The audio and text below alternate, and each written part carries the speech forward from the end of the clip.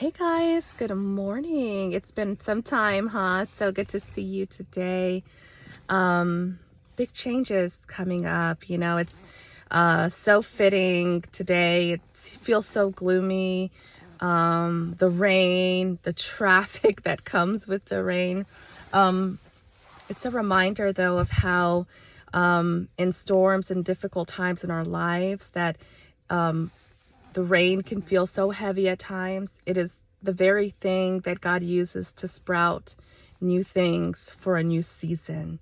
So if today feels heavy in your heart, know that God is using the rain. He's actually using the thing that sometimes we're like, oh, it's rainy, right? God uses those things in our lives to bring and sprout new things for a new season. So what you're walking through doesn't last forever, right? I had something major happen in our family this weekend. For those of you that know my precious 4-year-old son, his name's Wally, has the most gorgeous hair, right? Dark, luscious, long hair. Do you know what I'm going to say? Like, have you guessed it? He made a decision to cut his hair. And it's always, for us, it's always, Tony and I wanted Wally to make that decision when he felt ready. And honestly, I think it was getting annoying, because he has all the baby hairs around his face. It would just cover his face and zipping up, the jackets. It was just, I think, getting uncomfortable for him, and he was ready. So he picked out the picture, the style. We talked him through it, kind of went through expectations, right? Of, okay, we're going to make the appointment first. They're going to wash your hair. Once they wash your hair, probably going to tie it or clip it and then cut. So, we explained to him, because a lot of times we feel with kids, a lot of the anxiety comes around them just simply not knowing, especially when something's new, not knowing the routine.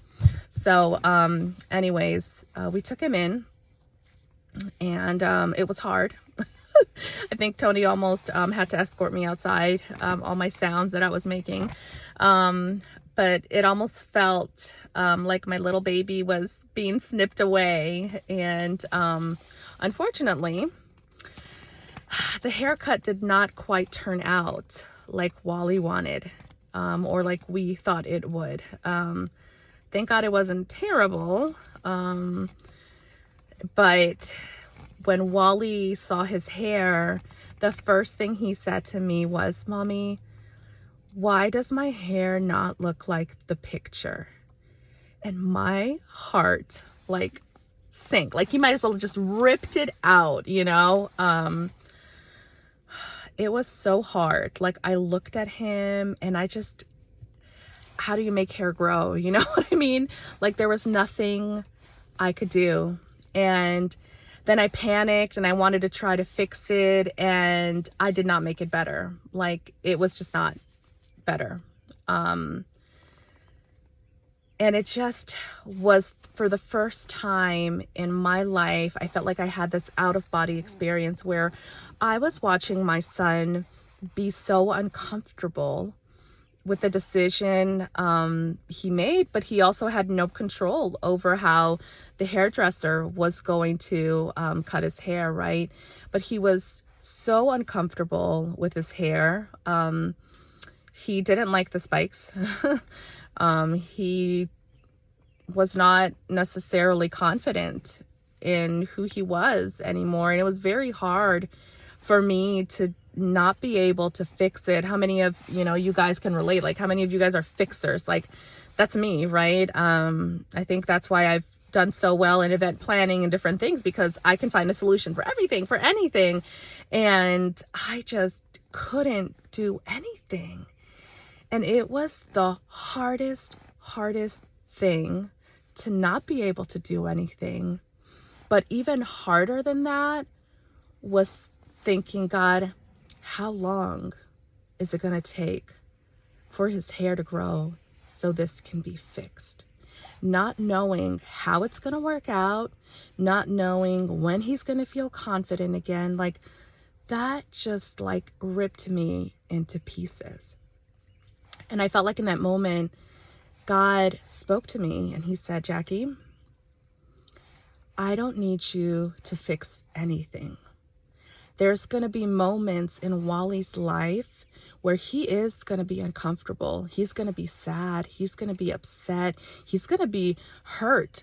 Things that are out of his control are going to happen to him, and he's going to be devastated. And as a mom, the only thing you can do is be present for him. And I was like, wow. And he said, there's power in your presence. So those same words that God spoke to me, I want to share those words with you and say, if there is someone that you feel like, I just wish there was more I could do. I wish I could save this person. I wish I could take the situation away from them, but you can't. Can I tell you that there is just power in your presence? The only thing you can do right now in this season of their life is be present for them. How can I help you? What can I do? Call them, send them flowers, write them a card, send them, prayers, whatever it is that is feasible for you in this moment. Do it to show that you're present. And then ask God to move in their life. A lot of times it requires such great faith, right? To step out and to say, God, I'm going to trust you with this thing that I cannot see.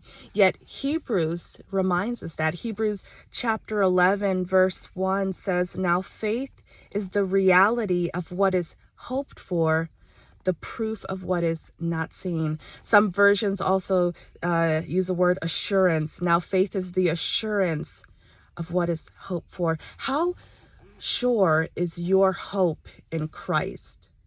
Because that's going to determine the level of your faith and the ability for you to walk through a season you never dreamt of, you never saw coming, but the season that is upon you anyways. How are you going to walk through it? Because you're going to have to walk through it.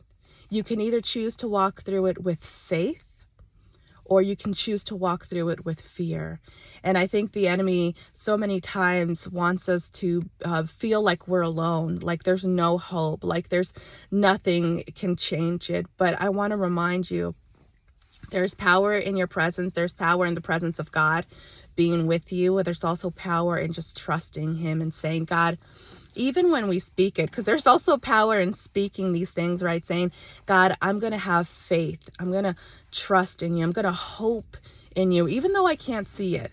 I don't know how the situation is going to turn out, God. I don't know when Wally's hair is going to grow, God, I'm going to choose to trust you that it's going to turn out okay. However long this is going to take, but it will be okay. You're going to give me the strength, the courage to be present. You're going to give me the right words. You're going to provide a way somehow, some way to comfort, to encourage the people in our lives that need to be encouraged. And so I just hope that this encouraged you, spoke to you, maybe wherever you find yourself today. Know that there is power in faith. There's power in your presence. So don't give up. Don't lose hope. Trust. Speak the words. Even if your heart and mind aren't there yet, keep speaking it. Keep repeating.